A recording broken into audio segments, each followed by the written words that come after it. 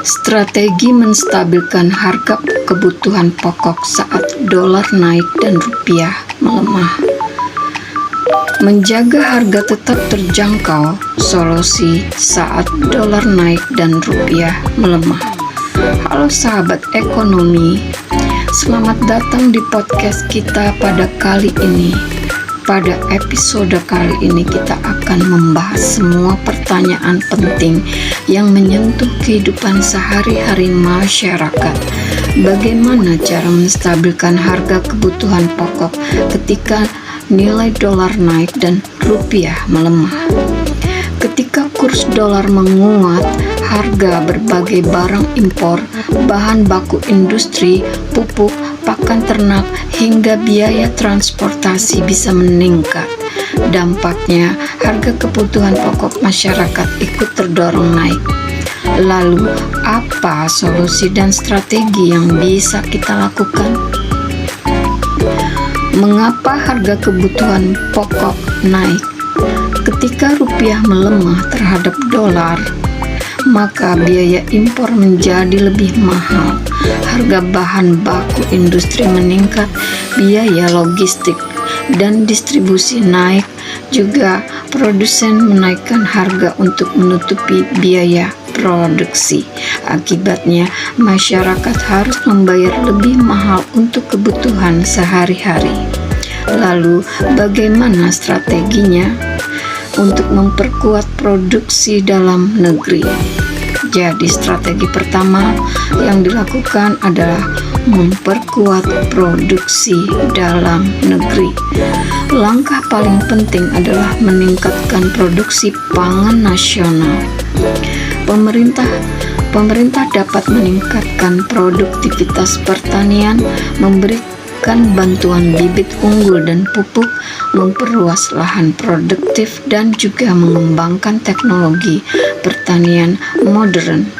Semakin banyak kebutuhan pokok diproduksi di dalam negeri, maka semakin kecil ketergantungan kita terhadap impor. Strategi kedua yang bisa kita lakukan yaitu dengan memperbaiki distribusi dan logistik. Seringkali harga mahal bukan karena produksi kurang, tetapi karena distribusi yang tidak efisien. Solusinya adalah dengan cara membangun jalan dan pelabuhan yang lebih baik, juga menurunkan biaya transportasi, mengurangi rantai distribusi yang terlalu panjang, dan memanfaatkan teknologi digital untuk mempercepat distribusi barang. Dengan distribusi yang lancar, maka harga dapat lebih stabil. Strategi ketiga yang bisa kita lakukan yaitu dengan memperkuat cadangan pangan nasional. Pemerintah perlu memiliki stok pangan yang cukup. Ketika harga mulai naik, cadangan tersebut dapat dilepas ke pasar untuk menambah pasokan dan menekan kenaikan harga. Cadangan pangan berfungsi sebagai penyangga ketika terjadi gangguan produksi atau gejolak pasar. Kemudian strategi keempat yang bisa kita lakukan yaitu dengan meningkatkan ekspor dan devisa negara. Semakin besar ekspor, maka semakin banyak dolar yang masuk ke Indonesia.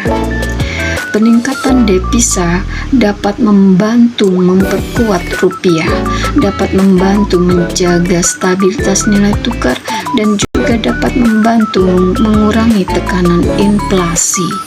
Karena itu, pengembangan industri ekspor dan hilirisasi sumber daya alam akan menjadi sangat penting. Strategi kelima yaitu menjaga inflasi dan stabilitas moneter. Kerjasama antara pemerintah dan Bank Indonesia sangat diperlukan. Langkah yang dapat dilakukan antara lain yaitu menjaga jumlah uang yang beredar, mengendalikan inflasi, menstabilkan nilai tukar rupiah, dan meningkatkan kepercayaan investor. Stabilitas ekonomi akan membantu menjaga harga kebutuhan pokok tetap terkendali. Strategi keenam yang bisa dilakukan yaitu bantuan yang tepat sasaran. Ketika harga naik, kelompok masyarakat yang berpenghasilan rendah membutuhkan perlindungan. Program yang dapat dilakukan seperti bantuan pangan, subsidi transportasi, bantuan tunai yang tepat sasaran, dan program pemberdayaan usaha kecil. Dengan demikian, daya beli masyarakat tetap terjaga. Jadi teman-teman, menstabilkan harga kebutuhan pokok saat dolar naik dan rupiah melemah tidak bisa dilakukan dengan satu kebijakan saja, tapi diperlukan kombinasi strategi. Pertama, meningkatkan produksi dalam negeri. Kedua, memperbaiki distribusi dan logistik. Ketiga, memperkuat cadangan pangan nasional. Keempat, meningkatkan ekspor dan devisa negara. Kelima, menjaga stabilitas moneter. Dan keenam, memberikan bantuan yang tepat sasaran.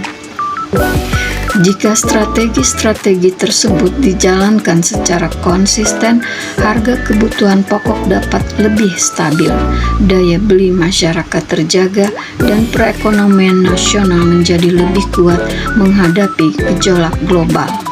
Terima kasih telah mendengarkan podcast ini.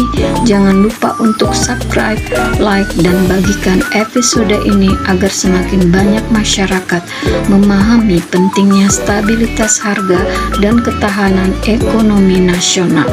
Sampai jumpa di episode berikutnya. Tetap semangat, tetap belajar, dan terus berkontribusi untuk Indonesia yang lebih maju. Salam edukasi dan terima kasih.